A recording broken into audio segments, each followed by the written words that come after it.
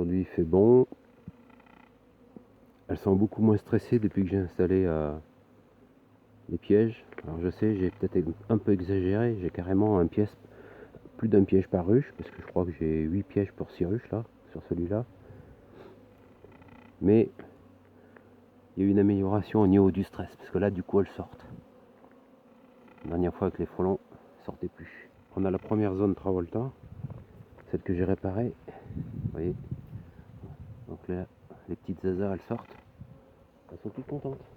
C'est un peu calme. C'est beaucoup plus calme, mais celle-là je la sens très très faible. Je sais pas si je l'aurai encore au printemps cette ruche là. Parce qu'il me semble qu'il y a eu des pillages la dernière fois sur celle-là. Pour la deuxième zone Travolta, celle qui a été réparée avec le générateur V4.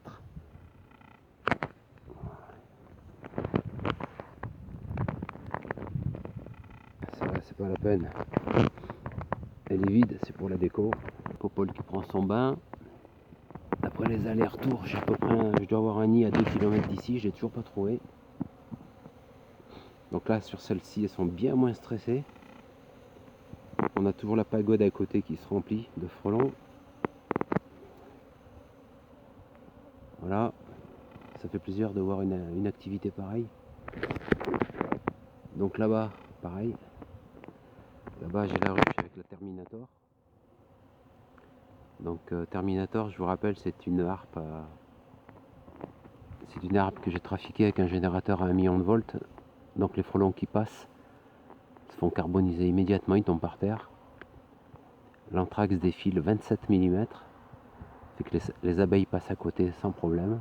Et vu que le frelon il arrive, il fait le tour de la ruche. Alors aujourd'hui j'ai fait un test que j'ai à moitié réussi, je vais vous expliquer ce que c'est.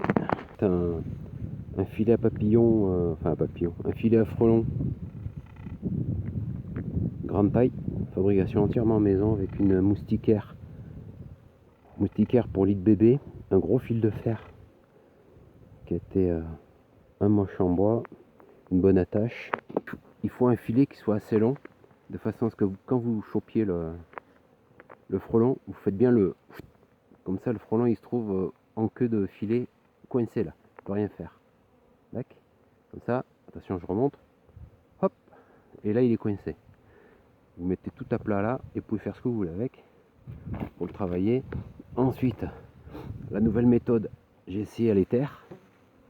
Alors le problème de l'éther, moi je pensais que ça allait les endormir puis qu'ils allaient se réveiller. Le problème, comme vous allez voir, c'est qu'ils se réveillent plus et je pense que j'ai trop dosé. J'en ai chopé 3, ils sont dans les bocaux là, j'attends qu'ils se réveillent un petit peu. Hein. Ça se réveille pas. Donc l'idée c'était, et j'ai réussi d'ailleurs parce que je les ai endormis.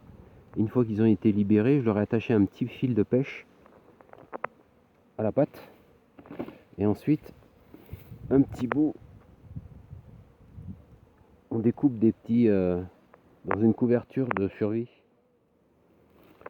Couverture de survie qui est dans les pharmacies de secours, voitures notamment. Et normalement ça marche parce que dans le midi, j'avais réussi à retrouver un gros nid de scolie que qu'on m'avait demandé de trouver, que ça avait bien marché d'ailleurs. La scolie était beaucoup plus costaud.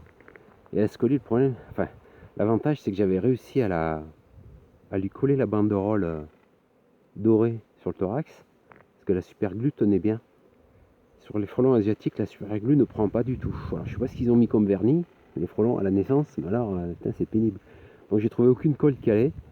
Donc là du coup, je leur ai mis un petit fil de pêche accroché à la patte arrière, parce que l'abdomen, bonjour les dégâts pour le choper. Alors j'ai mis un fil de pêche accroché à la patte et de l'autre côté du fil de pêche, le petit bout de banderole de couverture de survie, vous voyez. Bon, le tout, ça ne doit pas dépasser 100 mg. Le problème, c'est que avec l'éther, je pense que j'ai un peu, et pourtant j'ai mis une mini goutte et ça les a niqués direct. Voilà, donc j'attends toujours qu'ils se réveillent. S'ils ne se réveillent pas, eh ben tant pis. Et j'essaierai la prochaine fois avec du froid. Parce que j'ai commandé un petit truc sympa pour les refroidir et pour les calmer un peu. Voilà, parce que j'ai pas le temps de les mettre en congélateur, les frelons, pour qu'ils se réveillent 2 heures après. J'ai un nouveau truc. Voilà, allez, je vous en dis plus. Je vais vous montrer juste là. Donc vous voyez la Harp Terminator à 1 million de volts. Je l'ai scotché carrément contre la ruche. Et du coup, les frelons ils font le tour, ils se prennent dedans direct. Boum, on les entend claquer. Et du coup, les abeilles sont moins stressées. Hein. Putain, qu'est-ce qu'elles sortent bien maintenant. Vous voyez là, elles sortent bien. Super. Bon, ben la suite au prochain numéro.